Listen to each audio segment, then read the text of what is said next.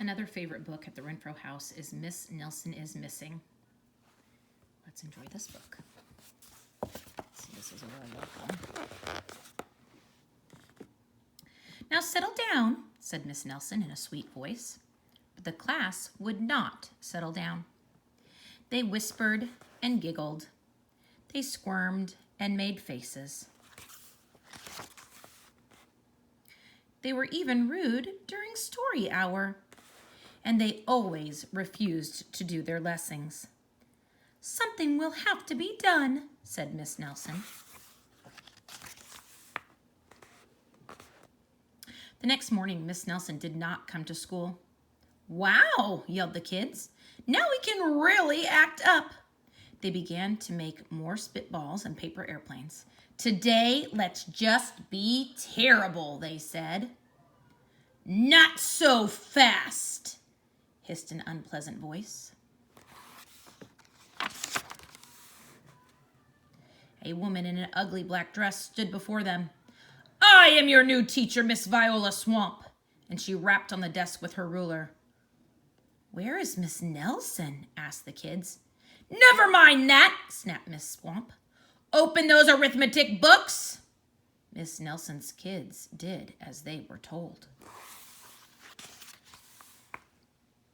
They could see that Miss Swamp was a real witch. She meant business.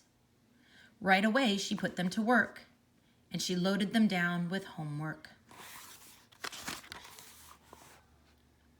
We'll have no story hour today, said Miss Swamp.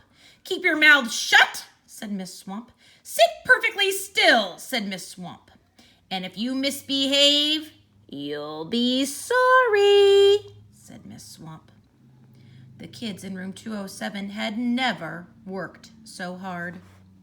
Days went by and there was no sign of Miss Nelson. The kids missed Miss Nelson. Maybe we should try to find her, they said. Some of them went to the police. Detective McSmog was assigned to the case. He listened to their story. He scratched his chin. He said. I think Miss Nelson is missing. Detective McSmog would not be much help. Other kids went to Miss Nelson's house. The shades were tightly drawn and no one answered the door. In fact, the only person they did see was the wicked Miss Viola Swamp coming up the street. If she sees us, she'll give us more homework. They got away just in time.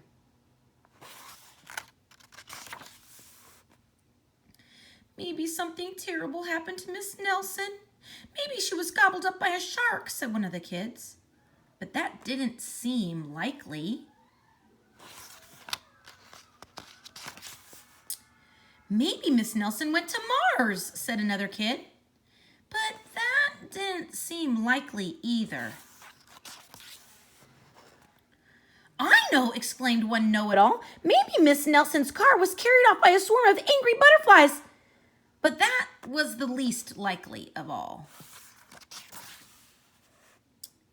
The kids in room 207 became very discouraged. It seemed that Miss Nelson was never coming back, and they would be stuck with Miss Viola Swamp forever. They heard footsteps in the hall. Here comes the witch, they whispered. Hello, children, someone said in a sweet voice. It was Miss Nelson. Did you miss me? She asked. We certainly did, cried all the kids. Where were you? That's my little secret, said Miss Nelson. How about a story hour? Oh, yes, cried the kids. Miss Nelson noticed that during story hour, no one was rude or silly. What brought about this lovely change? She asked. That's our little secret, said the kids. Back home, Miss Nelson took off her coat and hung it in the closet, right next to an ugly black dress. When it was time for bed, she sang a little song. I'll never tell, she said to herself with a smile.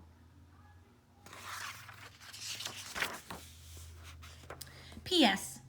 Detective McSmog is working on a new case. He is now looking for Miss Viola Swamp.